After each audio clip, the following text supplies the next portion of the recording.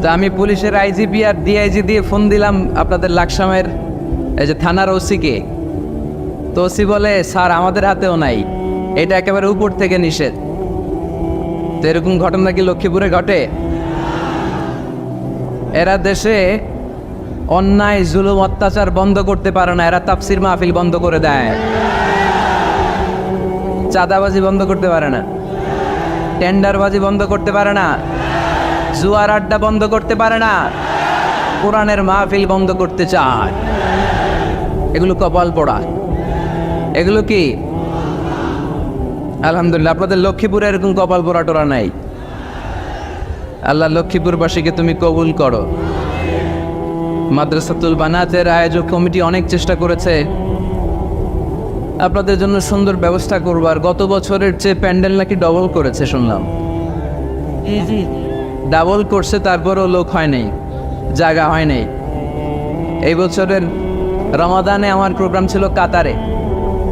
তো কাতারের শাইখ বিন জায়েদ সেন্টার, ওখানকার অনেক বড় একটা কনফারেন্স হল, ওখানে বাংলাদেশ কমিউনিটির ভাইয়ের একটা প্রোগ্রাম অ্যারেঞ্জ করলো। তো বিকেলে আজকের মতো অবস্থা হয়েছে, ঢোকার সুযোগ ছিল না, টেনে হিচড়ে আমাকে ঢুকাইছে। ভিতরে ঢুইকা দেখি সর্বনাশ, মানুষের মাথা মানুষ খায়। লক্ষ্মীপুরে বলে এগুলা, হ্যাঁ মানুষের মাথা মানুষ খায়। তো এত মানুষ, ধারণ ক্ষমতার চেয়ে 5 গুণ বেশি মানুষ, আর 10,000 লোক তাদের গাড়ি নিয়ে এসে দে রিটার্ন ব্যাক, আবার ফিরে চলে গেছে। তো এগুলো ভালো sign, it's a good sign for the victory of Quran. কোরআনের বিজয়ের জন্য এটা একটা ভালো নিদর্শন, ঠিক কিনা? এই কোরআনের আওয়াজকে, এই বিজয়কে কোনো অপশক্তি ঠেকিয়ে রাখতে পারবে না, চিল্লায় বলেন ঠিক কিনা? এই মানুষের গণজোয়ার এটা প্রমাণ করে। আজকে বিরিয়ানি টিরানি আছে নাকি? বিরিয়ানি ছাড়া এত মানুষ? বিরিয়ানি নাই, জিলাপি নাই, খেজুরি নাই, সিন্নি নাই, শুধু কোরআনের প্রেমে, একটা কিতাবের প্রেমে। চিল্লায় বলেন তো কিতাবটার নাম কি? কোরআন। তো বাংলাদেশে যারা এই কোরআনের বিরোধিতা করে তাদের খেয়াল করা উচিত। They should understand the pulse of the citizen. জনগণের পালস বোঝা উচিত, যে জনগণ কি চায়, জনগণ কোনটাকে পছন্দ করে, জনগণ কোন দিকে ঝুঁকছে, এটা খেয়াল রাখার দরকার আছে না নাই? আজকের এই লক্ষ্মীপুরের বিশাল মহাসমাবেশ প্রমাণ করে কোরআনের এই ভিক্টরিকে, এই বিজয়কে কেউ থামাতে পারবে। আমরা কোরআনের সাথে থাকতে চাই, আমরা কোরআনকে বন্ধু বানাতে চাই। আমরা দুনিয়াতে যদি কোরআনকে বন্ধু বানাই, আমাদের কবরেও কোরআনকে বন্ধু বানায় দিবে কে?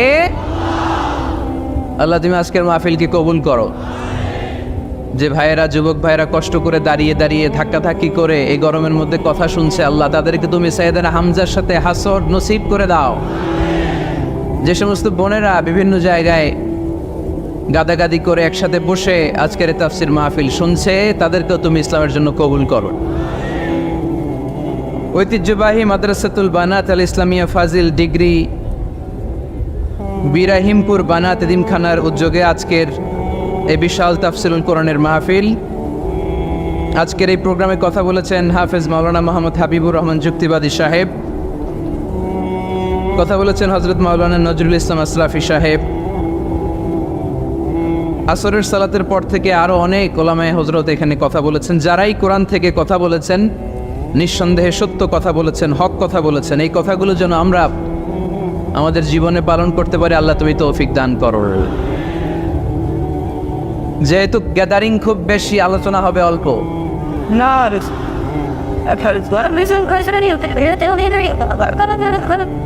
লম্বা চূড়া আলোচনা করা কিন্তু খেলাফুস সুন্নাহ, সুন্নাতের খেলাফ। বিষ্ণু ইসলাম বলেছেন, খুতাবুকুম তাবিলা ওয়া সালাওয়াতুকুম কাসীরা। কিয়ামতের আগে তোমাদের ইসলামী বক্তব্যগুলো অনেক লম্বা হয়ে যাবে, আর তোমাদের সালাতগুলো খাটো হয়ে যাবে। Your Islamic lectures will be longer and your salah will be shorter. Lecture হয়ে যাবে লম্বা, আর সালাত হয়ে যাবে ছোট বা খাটো। এই আলামতটা সমাজে আসে না নেই? এখন লম্বা চূড়া বক্তব্য হয়, ওয়াজ শুনতে মানুষের ভাল লাগে, কিন্তু নামাজ ভাল লাগে না। আছে না নাই? লক্ষ্মীপুরে নাই মনে হয়।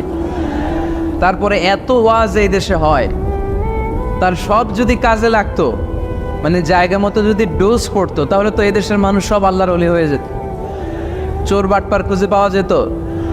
কিন্তু ওয়াজ যত হয় তত হেদায়েত হয় না। এর কারণ বাংলাদেশে সবচেয়ে বেশি ওয়াজ শুনে হচ্ছে এই যে মাইকম্যান যারা আছে, এরা সবচেয়ে বেশি ওয়াজ শুনে, তাই না? সেপ্টেম্বর থেকে এদের ওয়াজ শোনা শুরু হয়েছে। কিন্তু দেখবেন অধিকাংশ মাইকম্যান নামাজই পড়ে না। আজকের মাইকম্যানের কথা বলতেছেন, ও পড়ে, আজকে যেটা আসছে ওইটা পড়ে, কিন্তু বেশিরভাগ মাইকম্যান কি করে না, পড়ে না নামাজ। তো এটা প্রমাণ করে যে ওয়াজ যত হচ্ছে আসলে হেদায়েত তত হচ্ছে না। এর কারণ হচ্ছে অনেক কারণে মানুষ ওয়াজ শুনতে আসে। কেউ আসে স্লোগান দেওয়ার জন্য, কি দেওয়ার জন্য? কেউ আসে হুজুরের কণ্ঠ শোনার জন্য, কেউ আসে সমাবেশ দেখার জন্য। আবার যারা ওয়াজের আয়োজন করে তাদেরও নানা ধরনের প্ল্যান প্রোগ্রাম।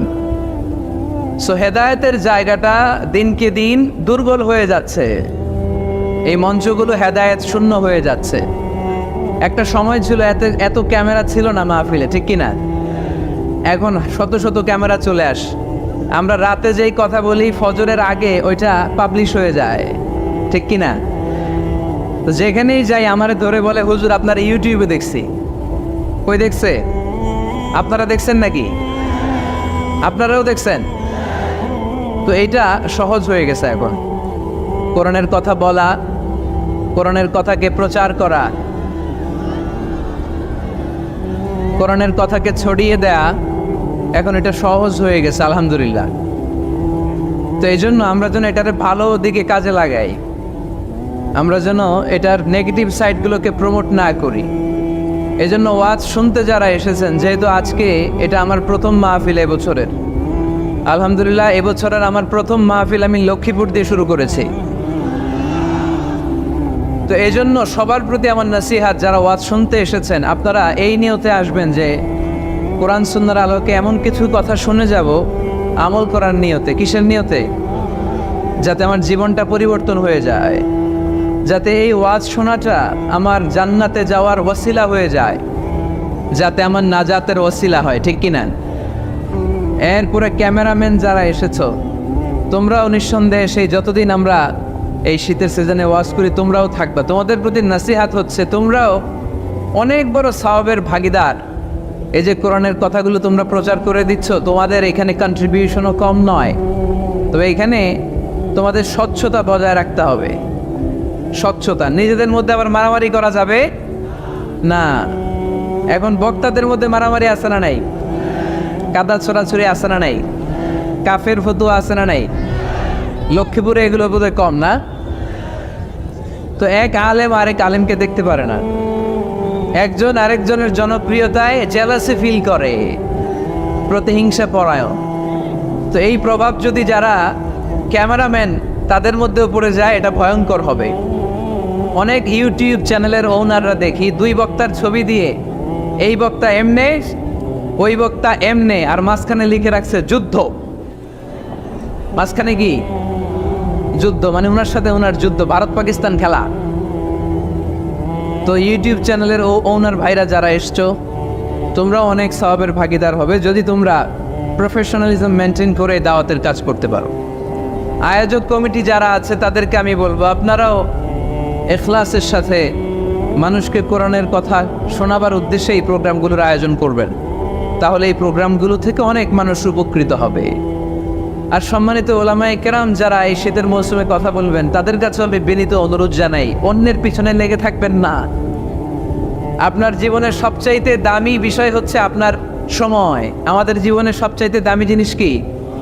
আমাদের সময়। তো আপনার সময়টাই যদি আল্লাহর দেয়া, স্রষ্টার দেয়া সবচেয়ে দামি সময় যদি আপনি অন্যের পিছনে লাগিয়ে ফেলেন, তো নিজের কল্যাণ করবেন কখন?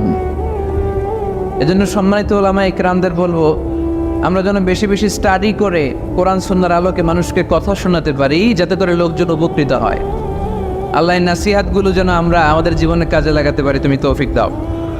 আরো জোরে পড়ি আমিন। আমি আপনাদের খেদমতে আমার খুতবার শুরুতে সূরাতু আল জুমআর 10 নম্বর আয়াত তেলাওয়াত করেছি। কয় নম্বর শুনতেছেন? কষ্ট হচ্ছে না তো? আমি যখন প্রশ্ন করব আপনাদেরকে আওয়াজ করে উত্তর দিতে হবে। আর এই যে ছেলেরা, কথা বলো না, দোহাই লাগে তোমাদের, কথা বলো না, আওয়াজ করো না, ডিস্টার্ব করো না প্রোগ্রামের, চুপচাপ। লক্ষ্মীপুরের ছেলেরা খুব ভদ্র আমি জানি, একেবারে চুপচাপ। সূরাতুল জুমার 10 নম্বর আয়াতে আল্লাহ তাআলা আমাদেরকে কর্মচঞ্চল হতে বলেছেন, কাজ করে খেতে বলেছেন। কাজে লজ্জা নেই, লজ্জা অলসতায়। কাজে লজ্জা আছে? লজ্জা কিসে? অলসতায়, অকর্মণ্যতায়, লেজিনেস খুব খারাপ। কিন্তু অ্যাক্টিভ হওয়া, এনার্জেটিক হওয়া, এটা নবীদের সুন্নাত, ঠিক কিনা? তো এই আয়াতের মাধ্যমে আল্লাহ তাআলা গোটা বিশ্বের মানুষদেরকে কাজের প্রতি উৎসাহিত করেছেন। আল্লাহ বলেছেন, ফাইদা কুদিয়াতিস সালাতু ফান্তাশিরু ফিল আরদ আবতাগু মিন ফাদলিল্লাহ। যখন সালাত শেষ হয়ে যায় তখন তোমরা জমিনে ছড়িয়ে পড়ো, প্রত্যেকের ওয়ার্ক প্লেসে চলে যাও, কাজ করো। আবতাগু মিন ফাদলিল্লাহ, আর আল্লাহর দেয়া ফদল তালাশ করো, রিজিক তালাশ কর। মসজিদের ভিতরে রিজিক আছে? কথা কয় না। মসজিদে গেলে কি টাকা পাওয়া যায়? খাওয়া পাওয়া যায় না। খাবার উৎপন্ন করতে হয় মসজিদের বাইরে, এ জমিনে। মসজিদে গেলে রহমত পাওয়া যায়। মসজিদে গেলে কি পাওয়া যায়? এজন্য মসজিদে ঢোকার সময় আমরা কোন পা দিয়ে ঢুকি আর কি পড়ি? আল্লাহুম্মা ইফতাহলি আবওয়াবা রাহমাতিক, আল্লাহুম্মা ইফতাহলি আবওয়াবা রাহমাতিক। আমরা বলি, হে আল্লাহ, আপনি আপনার রহমতের দরজা আমাদের জন্য খুলে দেন। সুবহানাল্লাহ পড়েন। এই দোয়া থেকে বোঝা গেল মসজিদে ঢুকলে কি পাওয়া যায়? সবাই বলতে হবে, কি পাওয়া যায়? মসজিদে ঢুকলে রহমত পাওয়া যায়। আর মসজিদ থেকে বের হলে রিজিক পাওয়া যায়, ফদল পাওয়া যায়। ফদলের আরেক অর্থ হচ্ছে রিজিক। এজন্য মসজিদ থেকে যখন বেরোই কোন পা দিয়ে বেরোই আর কি পড়ি? আল্লাহুম্মা ইন্নী আসআলুকা মিন ফাদলিক। হে আল্লাহ, আপনার কাছে আমি আপনার ফদল চাই, রিজিক চাই। এই ফদলের কথাই আল্লাহ কোরআনে বললেন, فَإِذَا قُضِيَتِ الصَّلَاةُ فَانْتَشِرُوا فِي الْأَرْضِ وَابْتَغُوا مِنْ فَضْلِ اللَّهِ وَاذْكُرُوا اللَّهَ كَثِيرًا لَعَلَّكُمْ تُفْلِحُونَ। সুবহানাল্লাহ পড়েন। আল্লাহ ডেকে বললেন, গোলাম, যখন সালাত শেষ হয়ে যায় জমিনে ছড়িয়ে পড়ো, মসজিদে বসে থেকো না। আদেশটা কার? সালাত যখন শেষ, মসজিদে বসে থাকার দরকার নাই, জমিনের মধ্যে ছড়িয়ে ছিটিয়ে পড়ো। আবতাগু মিন ফাদলিল্লাহ, আমার ফদল তালাশ করো, আমার রিজিক তালাশ করো, বেশি বেশি আমাকে স্মরণ করো। সুবহানাল্লাহ পড়েন। তার মানে ইসলামের বিধান হচ্ছে, যখন সালাতের সময় হবে আপনি মসজিদে যাবেন, আবার সালাত শেষ আপনি আপনার কাজে চলে যাবেন। when you are done with your salah, spread out to your workplace। কাজ শেষ তো আপনার কর্মস্থলে চলে যান। এটা হচ্ছে ইসলামের নিয়ম। নামাজের আজান যখন হবে সবাই মসজিদে ঢুকবে, সালাম ফিরিয়ে নামাজ শেষ সবাই মসজিদ থেকে বের হয়ে যাবে। শিক্ষক চলে যাবে স্কুলে,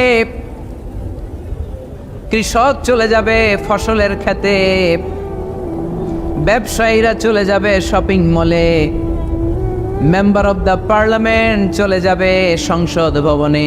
যে যার কাজের মধ্যে সে তাড়াতাড়ি ইনভলভ হয়ে যাবে। সালাত শেষ, কাজে ঝাঁপিয়ে পড়ো, আদেশটা কার? তাহলে ইসলামে ইবাদতের অ্যাটিটিউডটা বুঝতে পারছেন? কাজের সময় কাজ, নামাজের সময়, আওয়াজ করে বলেন, কাজের সময়, নামাজের সময়। সুন্দর হয়েছে না বিষয়টা? ফাইদা কুদিয়াতিস সালাতু ফান্তাশিরু ফিল আরদ। যখন তোমাদের সালাত শেষ তখন জমিনে ছড়িয়ে পড়ো। জমিনটাকে আল্লাহ আমাদের জন্য উর্বর বানিয়েছেন। জমিনে বীজ রোপণ করে দিলেই এখানে ফসলের ব্যবস্থা করে দেয় কে?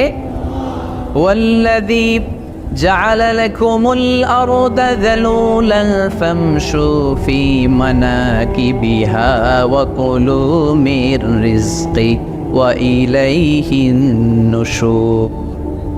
তিনি তো এমন সত্তা যিনি তোমাদের জন্য জমিনটারে ফ্ল্যাট বানিয়ে দিয়েছেন, সমতল বানিয়ে দিয়েছেন। এই জমিনের অলিতে গলিতে, বনে বাদারে, রাস্তায়, সাগরে, পাতালে, পাহাড়ে, বিভিন্ন জায়গায় তোমরা ঘুরে বেড়াও, সেখানে যে আমি আল্লাহর রিজিক তালাশ করো। সুবহানাল্লাহ। এই জমিনটাকে আল্লাহ সাহালাতুল মাসালেক, চলার জন্য সহজ বানিয়ে দিয়েছেন, ফ্ল্যাট। বিমান থেকে এটা খুব সুন্দর দেখা যায়, জমিনটা খুব ফ্ল্যাট দেখা যায়, সমতল। এই সমতল হওয়ার কারণে এখানে চাষাবাদের সুযোগ সুবিধা করে দিয়েছে কে? তাহলে বোঝা গেল এই জমিনটা সমতল এবং উর্বর, ভেরি ফার্টাইল ল্যান্ড। আমাদের সালাত শেষ, আমরা কাজে চলে যাব, আবার আজান হলে মসজিদে ঢুকে যাব। এটাই হচ্ছে ইসলামের নিয়ম। সাইয়েদনা ওমর ফারুক যখন মসজিদে নববীর ইমাম, তিনি ইয়ামান দেশের কিছু লোকদের সাথে সাক্ষাৎ করলেন। কোন দেশের? ইয়ামান, যুদ্ধ বিধ্বস্ত একটা দেশ এখন। প্রাচীন নগরী হাদরামাউত বা আলাবাক, এই ইয়ামান দেশের কিছু লোকের সাথে তিনি সাক্ষাৎ করলেন। তারা গোল হয়ে বসে থাকে, নামাজের পরে যায় না, বসে বসে সুবহানাল্লাহ পড়ে, আলহামদুলিল্লাহ পড়ে জিকির করে।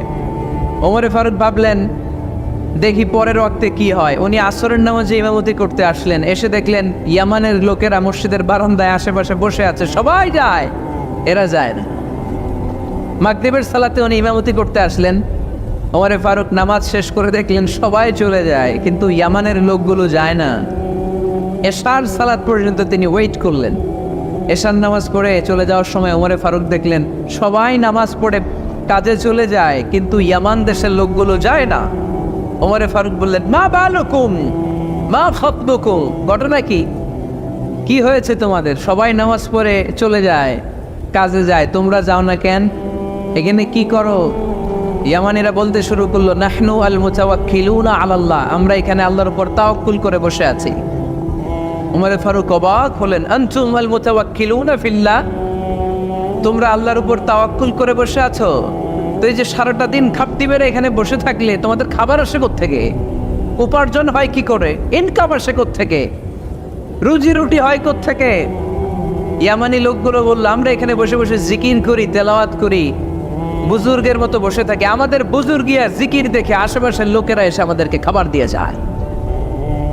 ওমর ফারুক বললেন, সর্বনাশ, তাইলে তো তোমরা আল মুতাওয়াক্কিলুনা ফিল্লাহ দাও, তোমরা হচ্ছে আল মুতাওয়াক্কিলুনা আলা বা'দিকুম বা'দা, একে অপরের উপর নির্ভরশীল। যারা প্লেটে করে খাবার নিয়ে আসে তোমরা তাদের উপর তাওয়াক্কুল করছো, কারণ তারা যদি প্লেট ভরে খাবার নিয়ে আসে তোমাদের পেটে কোনো দানা পানি পড়বে না। তোমরা আল্লাহর উপর মুতাওয়াক্কিলুনা আলাল্লাহ দাও, তোমাদের সাধ্যের সবটুকু করার পরে তারপরে তোমরা তাওয়াক্কুল করবে। কি সুন্দর ইসলাম! এক সাহাবী বললেন, ইয়া রাসূলুল্লাহ, আমি উটে চড়ে এসেছি, তো আপনি তো আমাদেরকে তাওয়াক্কুলের ওয়াজ করেছেন, আমি উটের রশিটা গাছের মধ্যে না বেঁধে যদি শুয়ে থাকে আল্লাহর উপর তাওয়াক্কুল করে, উটটা থাকবে না? বিশ্বনবী বললেন, না, তোমার উট থাকবে না, আগে রশি দিয়ে উটটা বাঁধো, ইয়াকিলহা সুম্মা তাওয়াক্কাল আলাল্লাহ, আগে টাইট করে রশি দিয়ে গাছের সাথে উটের রশিটা বাঁধো, এরপর আল্লাহর উপর তাওয়াক্কুল করো। এইটার নাম তাওয়াক্কুল। চিল্লায় বলেন ঠিক কি না? আপনার পার্টটা আপনার করতে হবে, আপনার যে রোল, এই রোলটা প্লে করতে হবে। আপনার সর্বোচ্চটুকু করার পরে আমরা তাওয়াক্কুল করি একজনের উপর। চিল্লায় বলেন তিনি কে? ওমর ফারুক বললেন, তোমরা মুতাওয়াক্কিলুনা আলাল্লাহ নাও, তোমরা বের হয়ে যাও, খবরদার এরপরে কোনো দিন তোমাদেরকে যেন এই মসজিদের মধ্যে ঘাপটি মেরে গোল হয়ে বসে থাকতে না দেখা যায়। কারণ ফাইদা কুদিয়াতিস সালাতু ফান্তাশিরু ফিল আরদ ওয়াবতাগু মিন ফাদলিল্লাহ, ইসলামের বিধান হচ্ছে যখন নামাজ শেষ মসজিদে বসে থাকা যাবে। চিল্লায় বলেন বসে থাকা যাবে? যাবে না, সর্বোচ্চটুকু করে তারপরে আপনাকে বের হয়ে যেতে হবে। প্রতিদিন সকালবেলা পাখির বাসা থেকে দেখবেন পাখিগুলো খালি পেটে বের হয়ে যায়। আপনাদের এই এলাকায় পাখির বাসা আছে? কি পাখির বাসা আছে? হ্যাঁ, সব পাখি আছে। তো সকালবেলা দেখবেন পাখির বাসা থেকে পাখিগুলো খালি পেটে বের হয়ে যায়। বিকেল বেলায় পাখিগুলোর ওদর ভর্তি করে, পেট ভর্তি করে আবার পাখির নিড়ে ফিরিয়ে দেয় কে? কারণ পাখিগুলো তাওয়াক্কুল করেছে কার উপর? পাখিগুলো তাওয়াক্কুল করে যদি পাখির নিড়েই বসে থাকতো, ওদের পেটে খাবার আসতো? কথা বলেন। বিশ্বনবী এটাই বললেন, তাকদু খিমাসান ওয়া তারুহু বিতানান, তোমরা যদি পাখির মতো তাওয়াক্কুল করো, মানে আল্লাহর উপর তাওয়াক্কুল করে জমিনে বের হয়ে যাও, তোমাদেরও রিজিকের দায়িত্ব নিয়ে নিবে কে?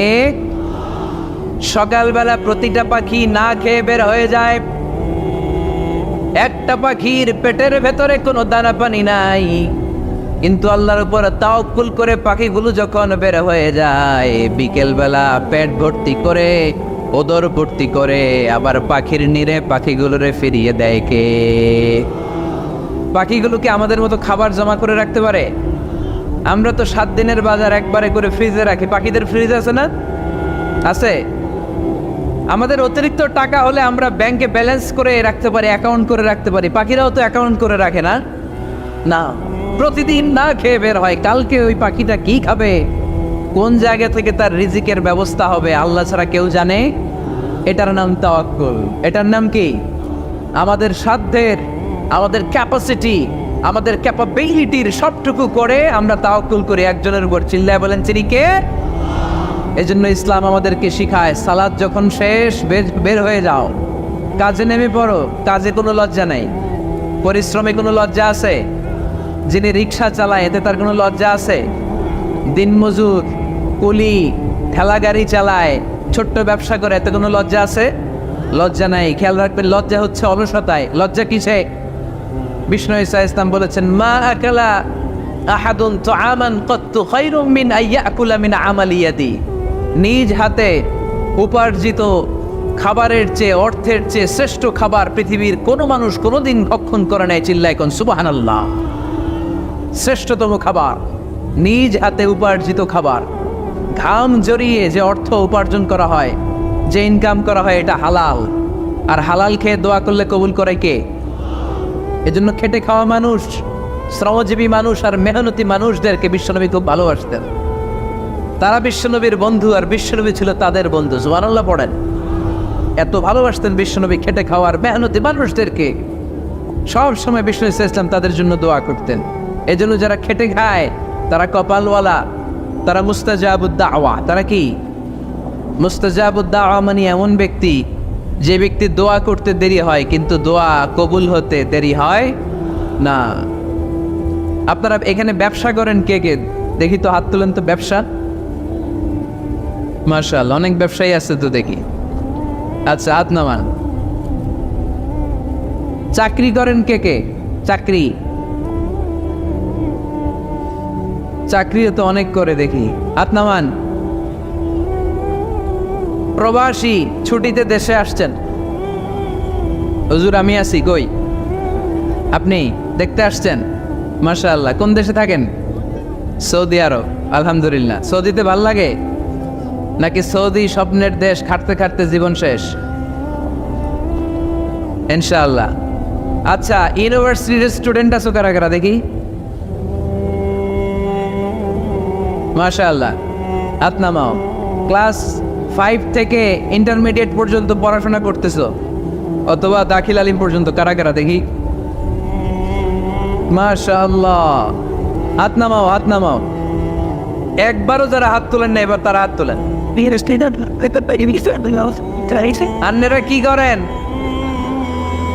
হ্যাঁ,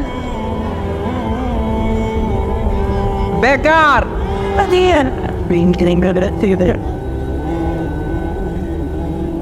বাংলাদেশে চাকরির বাজার খুব মন্দা, ঠিক কিনা? বাংলাদেশ ইন্ডিয়াতে চাকরি পেতে অনেক কষ্ট। সামান্য একটা পদের জন্য যেখানে চেয়েছে ক্লাস 8 পাস, এখানে ডবল মাস্টার ডিগ্রি অ্যাপ্লাই করছে কয়েক লক্ষ। এজন্য আমাদেরকে উদ্যোক্তা হতে হবে। You have to be the entrepreneur. আমাদের উদ্যোক্তা দরকার, বেশি বেশি নতুন নতুন উদ্যোক্তা। নিজেই এমন আইডিয়া নিয়ে আসবে যেই আইডিয়া বিক্রি করে, দুর্দান্ত আইডিয়া দিয়ে তুমি পুরো দেশ কাঁপিয়ে দিতে পারা যাবে না লক্ষ্মীপুরের ছেলেরা? আইডিয়ার অনেক দাম। You have to generate new ideas. নতুন নতুন আইডিয়া এনে মানুষ গোটা বিশ্বকে তাক লাগিয়ে দিচ্ছে। এই যে গত কয়েক বছর আগে কারের একটা রাইড চালু হয়েছে, নাম হয়েছে উবার। কি নাম? ঢাকায় যারা চলাফেরা করেন তারা হয়তো চড়েছেন। উবারের নাম শুনছেন না? এই উবার কোম্পানি কি করে জানেন? নিজেদের ব্যবসা নাই, পুঁজি নাই, পাত্তি নাই, অফিস নাই, কিচ্ছু নাই, কোটি কোটি টাকা হাতায় নিচ্ছে। Just idea, just they are generating new ideas. নতুন নতুন আইডিয়া দিয়ে গোটা বিশ্ব কাঁপিয়ে নিয়েছে একটা মোবাইল অ্যাপসের মাধ্যমে। কিসের মাধ্যমে? Mobile apps. একটা কোম্পানি খুলেছে, গোটা বিশ্বের সব প্রাইভেট কারওয়ালারা ওইখানে রেজিস্ট্রেশন করে আপনি মোবাইলে কোথায় যাবেন, কোত্থেকে যাবেন লিখবেন, গাড়ি আপনার বাড়ির সামনে এসে হাজির। তার একটা পার্সেন্টেজ ওই উবার কোম্পানি পায়। ইউনাইটেড স্টেটস অফ আমেরিকার একটা স্টেট আছে সান ফ্রান্সিসকো, ওইখান থেকে শুরু করছে। 775টা সিটিতে ওদের অপারেশন আছে। বাংলাদেশে ঢাকাতেও আছে, আমি মালয়েশিয়াতে থাকি, ওখানেও আছে, ওখানেও আমরা চড়ি। প্রায় 63টা দেশে ওদের কাজ বাজ আছে। গত বছরে 2018 সালে ওদের প্রফিট ছিল, রেভিনিউ ছিল 11.27 billion US dollar, 11.27 US billion dollar. Just they are selling their ideas, নতুন নতুন আইডিয়া দিয়ে গোটা বিশ্ব কাঁপাচ্ছে। এই উবার যখন চালু হলো, আমি তখন মালয়েশিয়ায় শুনলাম বাংলাদেশে নতুন আর একটা বাইর হয়েছে, পাঠাও। কি নাম? এটা বোধহয় সারা বাংলাদেশ ব্যাপী হয় নাই, 3টা জায়গায়, সিলেটে, চট্টগ্রামে আর ঢাকায়। এরা আরো চালাক। এই বাংলাদেশের ছেলেপেলেদের মাথায় চিকন চিকন অনেক বুদ্ধি। এরা ভাবলো এই উবার দিয়ে আর আমরা কত আগাবো, আমাদের গাড়ি আরো ছোট করতে হবে। এরা মোটরসাইকেল রাইড দেওয়া শুরু করছে। জ্যামের শহর ঢাকা, চিপা চাপা দিয়া এরা আপনারা নিয়ে জায়গা মতো পৌঁছায় দেবে। তো এই যে উবারের পরে আমাদের ছেলেরা বানাইলো পাঠাও, এরপরে কত কিছু বানাচ্ছে ছেলেপেলেরা, আমি তো এগুলো দেখে অবাক। রকমারি.com নাম শুনছো? বিক্রয়.com নাম শুনছো? ঘরে বসে বসে কোটি কোটি টাকা হাতিয়ে নিচ্ছে তারা, just they are selling their ideas. যেহেতু আমাদের চাকরি কম, ওই চাকরির বাজারে আমরা লাইন দিতে চাই না, আমাদের মেধাকে খাটিয়ে খাটিয়ে আমরা নতুন তরুণ উদ্যোক্তা বানাতে চাই। চিল্লায় বলো ঠিক কিনা? উদ্যোক্তা যত বাড়বে ততই দেশের কল্যাণ হবে। মানুষ তাদের আইডিয়াকে কাজে লাগিয়ে গোটা বিশ্বকে তাক লাগিয়ে দিচ্ছে। আমরা আমাদের সমতল ভূমিতে চাষ করতে চাই না। মালয়েশিয়াতে একটা এলাকা আছে ক্যামেরুন হাইল্যান্ড, ওরা পাহাড়ের মধ্যে চাষাবাদ করে গোটা মালয়েশিয়ার খাদ্যদ্রব্যের অভাবকে মুক্ত করে দিয়েছে। পাহাড়ের মধ্যে ওখানে ফুলের বাগান, ক্যামেরুন হাইল্যান্ড প্রায় 6000 ফিট উঁচু, প্রচন্ড ঠান্ডা। এই ঠান্ডা পাহাড়ে হিল ট্রাক্স এরিয়াতে মালয়েশিয়ার এই ক্যামেরুন হাইল্যান্ডে ওখানে আছে ফুলের বাগান, আছে ফলের বাগান, আছে চায়ের বাগান, ওখানে মধুর চাষ হয়, ওখানে শাকসবজি চাষ হয়, ওখানে অনেক কিছু চাষাবাদ হয়। ওই ফলমূল শাকসবজি দিয়ে গোটা মালয়েশিয়ার 14টা স্টেটে যত শাক সবজি ফলমূল লাগবে ওরা আঞ্জাম দেয়। আর আমরা আমাদের সমতল ভূমিতে চাষ করতে চাই না। আমরা চাষাবাদকে খুব লজ্জা মনে করি, এটা ভুল আইডিয়া। আমাদের যে এলাকা যেই জিনিসের জন্য বিখ্যাত ওইটাকে আমাদের ব্র্যান্ডিং করতে হবে। লক্ষ্মীপুর কিসের জন্য বিখ্যাত? নারিকেল সুপারি। নারিকেল সুপারি যে পৃথিবীর কত মানুষ, ইন্দোনেশিয়ান লোকেরা মরির মতো খায় নারিকেল আর সুপারি। তো এইটারে আমাদের ব্র্যান্ডিং করতে হবে। যেই দেশে যেটা আছে, যেই এলাকা যেই পণ্যের জন্য বিখ্যাত ওইটা আমাদের ব্র্যান্ডিং করতে হবে। আমাদের আদমজির জুট মিল বন্ধ না, পাওয়ানি জুট মিল বন্ধ। আমাদের পাট শিল্পকে ধ্বংস করে দিয়ে ইন্ডিয়া এখন ওই কটনের পাঞ্জাবি বানায়, জুট কটনের পাঞ্জাবি, আছে না নাই? পুরা বাংলাদেশের মার্কেট এই জুট কটনের পাঞ্জাবি দিয়ে সয়লাভ। আমাদের বাংলাদেশের পাট দিয়ে যদি আমরা মিহি পাঞ্জাবি বানাতে পারতাম, গোটা বিশ্ববাজারকে আমরা দখল করে নিতে পারতাম, ঠিক কিনা? এজন্য আমাদেরকে নতুন নতুন আইডিয়া জেনারেট করতে হবে। চাকরির পিছনে বসে থাকলে চলবে না। আর আজান যদি হয়ে যায় ছুটে যাব মসজিদে, আর নামাজ শেষ হলে আমরা আমাদের কাজের দিকে চলে যাব। চিল্লায় বলেন ঠিক কিনা? যেটাই করবো আমরা ভালোভাবে করব। আল্লাহ বলেছেন লিয়াবলুয়াকুম আইয়ুকুম আহসানু আমালা। লক্ষ্মীপুরের ভাইয়েরা আওয়াজ করে উত্তর দেন, আওয়াজ করে উত্তর দিতে হবে। জান্নাতে যেতে হলে 100তে কত নাম্বার পেতে হবে? হ্যাঁ, হয় নাই 51। কি নাম তোমার? হ্যাঁ, ফরহাদ। জান্নাতে যেতে হলে 100তে আমার দরকার 51। 100তে কত লাগবে? ফাআম্মা মান সাকুলাত মাওয়াজিনুহু ফাহুয়া ফি আইশাতির রাদিয়া। সেদিন মিজানের পাল্লা যার ভারী হয়ে যাবে সে আনন্দ উৎসবে থাকবে। তো মিজানের পাল্লা ভারী হওয়ার জন্য 100তে আমার কত পাওয়া লাগবে? কত পাওয়া লাগবে? 51 পেলেই হয়ে যাবে। এজন্য আল্লাহ বলছেন লিয়াবলুয়াকুম আইয়ুকুম আহসানু আমালা। যেটাই করবে ভালোভাবে করবে।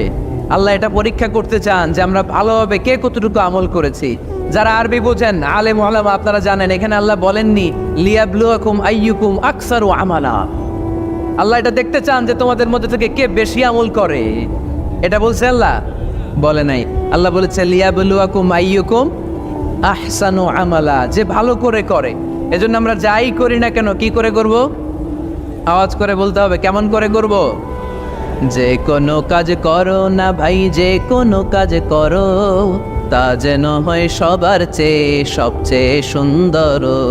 পড়েন, যে কোনো কাজ করো না ভাই, যে কোনো কাজ করো তা যেন হয় সবার চেয়ে সবচেয়ে সুন্দর। পড়েন, যে কোনো কাজ করো না ভাই, যে কোনো কাজ করো তা যেন হয় সবার চেয়ে সবচেয়ে সুন্দর। হোক না সেটা পড়া লেখা, রঙের ভাষায় ছবি আঁকা। পড়েন, হোক না সেটা পড়া লেখা, রঙের ভাষায় ছবি আঁকা। হোক না সেটা সামান্য কাজ কিংবা মহত্তর, তা যেন হয় সবার চেয়ে সবচেয়ে সুন্দর। যে কোনো কাজ করো না ভাই, যে কোনো কাজ করো তা যেন হয় সবার চেয়ে সবচেয়ে সুন্দর। চিৎকার করে বলেন ঠিক কিনা? আমরা যেটাই করি না কেন এটা ভালো করে করার দরকার আছে না নাই? এজন্য কাজে আর শ্রমে কোনো লজ্জা নাই। লজ্জা হচ্ছে অলসতায়। লজ্জা কিসে? অলসতা। যাদের হৃদয়ে আছে আল্লাহর ভয়, তারা কবু পথ ভুলে যায় না। আল্লাহর প্রেম ছাড়া এই দুনিয়ায় কারো কাছে কোনো কিছু চায় না। ঠিক কিনা? রাতের আধারে যারা সেজদাতে রয়, দু চোখের শ্রুতে নদী যেন বয়। আল্লাহু আকবার। তো তাহাজ্জুদ পড়বে কখন? ফজরে তো পড়তে পারে না, আছে না নাই? রাতের আধারে যারা সেজদাতে রয়, দু চোখের শ্রুতে নদী যেন বয়। ছলনার হাতছানি যতই ডাকুক, পেছনে ফিরেও সে তাকায় না। যাদের হৃদয়ে আছে আল্লাহর ভয়, তারা কবু পথ ভুলে যায় না। আল্লাহর প্রেম ছাড়াই দুনিয়ায় কারো কাছে কোনো কিছু চায় না। চিল্লায় বলেন ঠিক কিনা? তার মানে প্রথম হচ্ছে এক যুবক, যেই যুবক তার যৌবনকালের সময়টা আল্লাহর ইবাদতে কাটায়। দ্বিতীয় হলো এমন যুবক পরকীয়ার অফার পেয়ে সে বলে আমি ভয় পাই একজনকে, তিনি কে? এজন্য যুবক, তোমার অন্তর আল্লাহর ভয় থাকতে হবে। তোমার সময়টা এমনি কাটানো যাবে না, ইবাদতে কাটাতে হবে। ঠিক কিনা? এজন্য আমরা নামাজের পরে বলি রাদিতু বিল্লাহি রাব্বা, আল্লাহকে রব হিসেবে পেয়ে আমরা খুশি। তারপরে বলি অবিল ইসলামী দীনা, ইসলামকেও দিন হিসেবে পেয়ে আমরা খুশি না বেজার? কথা কন, খুশি না? আপনি খুশি হইলে আপনার লাভ, খুশি না হইলে আপনার লস। ইসলামের বিজয়কে সমুন্নত করবে কে? ইসলামের পতাকা পত পত করে হোয়াইট হাউসের উপরও একদিন ঝুলবে। চিল্লায় বলেন ঠিক কিনা?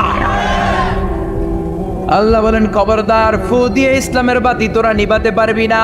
ইউরিদুনা লিয়ুতফিউ নূরাল্লাহি বিআফওয়াহিহিম ওয়াল্লাহু মুতিম্মু নূরিহি ওয়ালাউ কারিহাল কাফিরুন। ইসলাম বিরোধীরা চায় মুখের ফুৎকারে ইসলামের বাতিকে নিভিয়ে দিতে। আল্লাহ বলে খবরদার, ষড়যন্ত্র করে লাভ নাই, ইসলামের বিজয় আমি নিশ্চিত করে দেব। স্যামুয়েল হ্যান্টিংটন একটা বই লিখেছে, দ্য ক্লাশেস অফ সিভিলাইজেশন। ওই বইতে তিনি বলেছেন এই যে সভ্যতার সংঘাত, এত সভ্যতা, চায়না সভ্যতা, আর্য সভ্যতা, বৈদিক সভ্যতা, সিন্ধু সভ্যতা, মহেঞ্জোদারো সভ্যতা, ইরাকীয় সভ্যতা, মিশরীয় সভ্যতা, একটার পর একটা সভ্যতা পৃথিবীতে এসেছে, একটার পর একটা সুপার পাওয়ার। এখন সুপার পাওয়ার হচ্ছে ইউনাইটেড স্টেটস অফ আমেরিকা, ধারণা করা হচ্ছে এরপরে চায়না হবে সুপার পাওয়ার, আবার অনেকে বলছে এরপরে ইন্ডিয়া হবে সুপার পাওয়ার। এভাবে একটার পর একটা সুপার পাওয়ার যাওয়ার পরে সর্বশেষ যে সুপার পাওয়ারটা পৃথিবীর বুকে মাথা উঁচু করে দাঁড়িয়ে থাকবে সেটার নাম হচ্ছে ইসলাম। সেটার নাম কি? তার নমুনা গোটা বিশ্বব্যাপী আছে না নাই? ইসলামকে যত দমাইতে চায় এটা আরো উপরের দিকে ওঠে। সুবহানাল্লাহ কইবেন না? ইসলামের বৈশিষ্ট্য হচ্ছে চারা বীজের মতো। চারা বীজ তো আপনারা চিনবেন, নিমসালের মানুষ। বীজ, ইসলাম হচ্ছে বীজের মতো। ইসলামের শত্রুরা ইসলামকে মাটিতে গেড়ে দিতে চায়, কিন্তু ইসলাম হচ্ছে বীজের মতো, চারা বীজ। চারা বীজ মাটিতে গেড়ে দিলে কি হয়? কথা কর, আরো গজিয়ে ওঠে, মাটি ফেড়ে উপরের দিকে উঠে। চিৎকার করে বলেন ঠিক কিনা? এই বিশ্ব ঈসা ইসলামের কাছে এক সাহাবী এসে বলল, ইয়া রাসূলুল্লাহ আ'তিনি শাইআন আপনি আমাকে কিছু দান করেন, আমার কিছুই নাই। বিষ্ণু বললেন, তোমার কিছু নাই? সাহাবী বললেন, ইয়া রাসূলুল্লাহ, ঘরে আমার শুধু দুইটি জিনিস আছে। কয়টা? চিল্লায় বলেন, কয়টা? এক হচ্ছে একটা জামা, দুই হচ্ছে পানি খাওয়ার একটা জগ। বিষ্ণু বললেন, এই দুইটাই নিয়ে আস। বিশ্বনবীর কথা শুনে ওই সাহাবী ঘর থেকে জামা নিয়ে আসলেন, পানি খাওয়ার জগ নিয়ে আসলেন। বিশ্বনবী সাল্লাল্লাহু আলাইহি ওয়াসাল্লাম ওনার মোবারক হাত দিয়ে এক হাতে জামা ধরে আরেক হাতে পানির জগটা ধরে সাহাবীদের দিকে উদ্দেশ্য করে বললেন, মাইয়াশতারি হাদাইন, এই দুইটা জিনিস কেনার মতো কে কে আছে দেখি? কয়েকজন হাত তুলল। বিশ্বনবী বললেন, কত দিয়ে কিনবা? এক সাহাবী বলে, ইন্নী আশতারিহিমা বিদিরহাম। ও নবী, যদিও এগুলো আমার দরকার নাই, কিন্তু আপনি যেহেতু নিলামে ডাক তুলেছেন, ইয়া রাসূলুল্লাহ, ইয়া হাবিবাল্লাহ, আপনার সম্মানে আমি 1 দিরহাম দিয়ে দুইটা জিনিস কিনে নেব। 1 দিরহাম, একটা জামা, একটা পানি খাওয়ার জগ, দাম কত? 1 দিরহাম। বিশ্বনবী বললেন, না না, 1 দিরহাম তো অনেক কম হয়ে যায়। মাইয়াজিদু আলা যালিক, এর চেয়ে বেশি দামে কে কিনবা? আরেক সাহাবী হাত তুলে বলতে লাগলি, ইয়া রাসূলুল্লাহ, ইয়া হাবিবাল্লাহ, ওয়া ইন্নী আশতারিহিমা বিদিরহামাইন, আমি এই জামাটার পানি খাওয়ার জগটা 1 দিরহাম নয় 2 দিরহামের বিনিময়ে কিনতে চাই। বিষ্ণু ইসা ইসলাম ওই সাহাবাকে দিয়ে দিলেন। দিয়ে 2 দিরহাম নিয়ে যে লোকটা ভিক্ষা করতে এসেছিল তার হাতে 2 দিরহাম দিয়ে বললেন, যাও 1 দিরহাম দিয়ে ঘরে খাবার কিনে দিয়ে আসো, আরেক দিরহাম দিয়ে একটা কুঠার কিনে নিয়ে আসো। শুনতেছেন? কি কিনে নিয়ে আসো? কুঠার দিয়ে কি করে? গাছ কাটে। ওই সাহাবী কুঠার কিনে নিয়ে আসার পরে বিশ্বনবী নিজ হাতে কুঠারের মধ্যে একটা কাঠের হাতল লাগাই দিলেন। আল্লাহু আকবার! হাতল ছাড়া কুঠার ইউজ করা যাবে?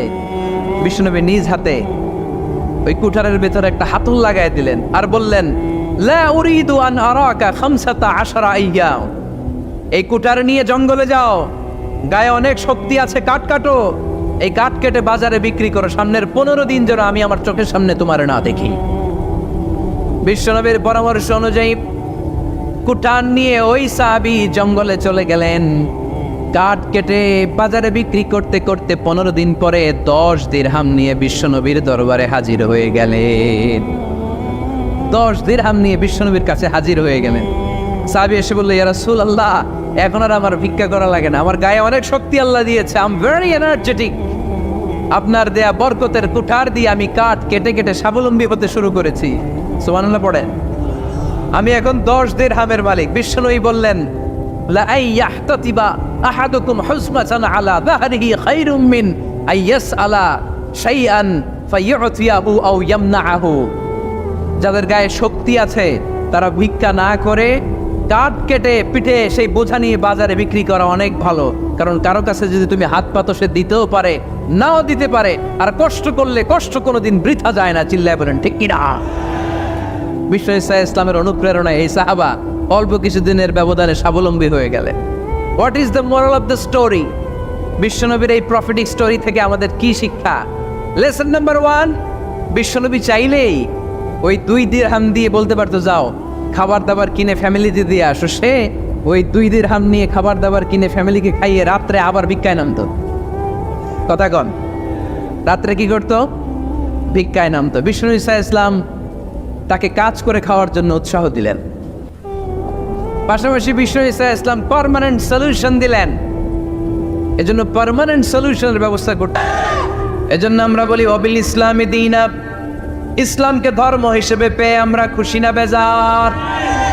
ইউরোপ, আমেরিকাতে মসজিদের সংখ্যা বাড়ছে, দাওয়াতি কাজের সংখ্যা বাড়ছে, এমনকি হার্ভার্ড ইউনিভার্সিটিতে, অক্সফোর্ডে, ক্যামব্রিজের ভেতরে, MIT, Massachusetts institute of technology, সায়েন্সে যারা পড়ে এদের স্বপ্ন এমআইটির ভিতরে ইসলাম ঢুকে গেছে। এজন্য ইসলামের আলোকে কেউ নিভিয়ে দিতে পারবে? ইসলামের গতিকে কেউ থামিয়ে দিতে পারবে? এটা অসম্ভব। এজন্য ইসলামের বিজয় সুনিশ্চিত। আমরা যারা লেগে থাকতে পারবো, আমাদের কপালকে উজালা করে দিবে কে? আর বিরোধিতা যারা করব তাদের সব শেষ, দুনিয়াও শেষ, আখিরাতও আমও শেষ, সালাও। এজন্য আমরা বলি রাদিতু বিল্লাহি রাব্বা আল্লাহ তোমার রব হিসেবে পেয়ে আমরা বড্ড খুশি। ওয়াবিল ইসলামি দীনা, ইসলামকে ধর্ম হিসেবে পেয়ে আমরা খুশি। ওয়াবি মুহাম্মাদিন রাসূলা, বিশ্ব নবীকে রাসূল হিসেবে পেয়েও আমরা খুশি না বেজার। এমন রাসূল, গোটা বিশ্বের শ্রেষ্ঠতম রাসূল, শ্রেষ্ঠতম ব্যক্তিত্ব, যার কাছ থেকে পজিটিভ কোনো জিনিস ছাড়া নেগেটিভ কোনো জিনিস প্রকাশিত হয় নাই। সব ইতিবাচক, always come back positive, not go back negative.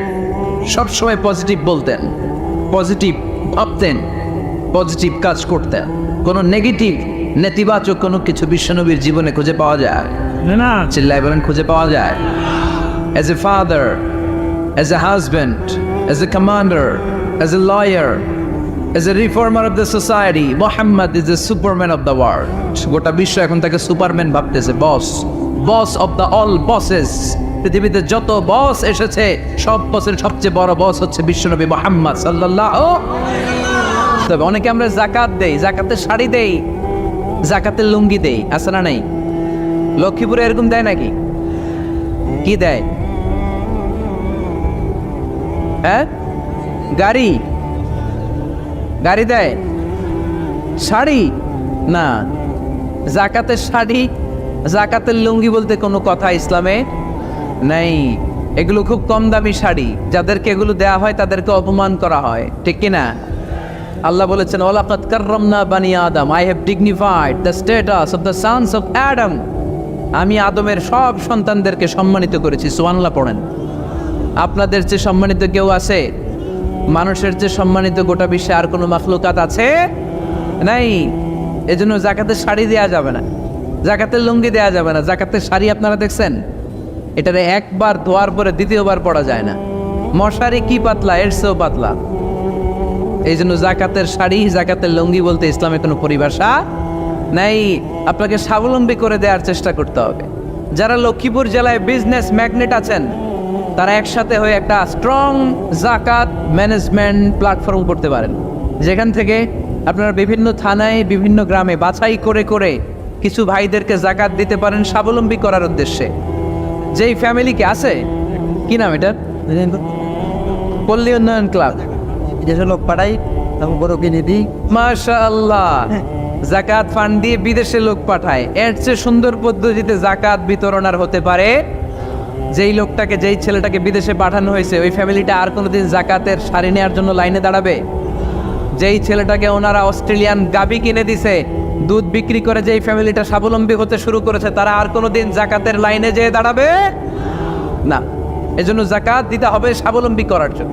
ইসলাম আমাদেরকে এটাই শিখিয়েছে, কাজ করে খেতে হবে। কাজে লজ্জা নেই, লজ্জা হচ্ছে অলসতায়। লজ্জা কিসে? আজকের আলোচনা থেকে এটা মুখস্থ করে নিতে হবে, কাজে লজ্জা নেই। লক্ষ্মীপুরের ইয়াংস্টারেরা শ্রমে লজ্জা নেই, পরিশ্রমে লজ্জা নেই, লজ্জা অলসতায়। লজ্জা কিসে? আরো জোরে। নবীরা কি এমনি এমনি বসে বসে খাইছে? কঠিন পরিস্থিতিতেও নবীরা পরিশ্রম করে উপার্জন করা লেগেছে, ঠিক কিনা? সাইয়েদনা মারিয়াম আলাইহিস সালাম, যার নামে আল্লাহ তাআলা কোরআনে একটা সূরা দিলেন, উনি পৃথিবীতে এমন একজন মহিয়সী নারী, যেই নারীর গর্ভে, যেই নারীর পেটের ভেতরে স্বামীর স্পর্শ ছাড়া সন্তান দিয়েছে কে? সাইয়েদনা ঈসা আলাইহিস সালাম পেটে আসলেন। মারিয়াম আলাইহিস সালাম লজ্জা পেলেন। আয় আয়, কেমন করে এলাকাবাসীদের কাছে আমি আমার মুখ দেখাবো? বিয়ে করি নাই, স্বামী নাই, বিয়ে হয় নাই, স্বামী নাই, কিন্তু পেটে সন্তান চলে এসেছে। হায় হায়, এলাকায় কেমনে মুখ দেখাবো? লজ্জায় পড়ে মারিয়াম আলাইহিস সালাম এলাকা থেকে চলে গেলেন। কি অবাক করা কাণ্ড! বাচ্চা ভূমিষ্ঠ হওয়ার জন্য, বড় হওয়ার জন্য 6 মাস 7 মাস লাগে নাই, পেটে বাচ্চা আসার সাথে সাথে বাচ্চাটারে বড় করে দিয়েছে কে?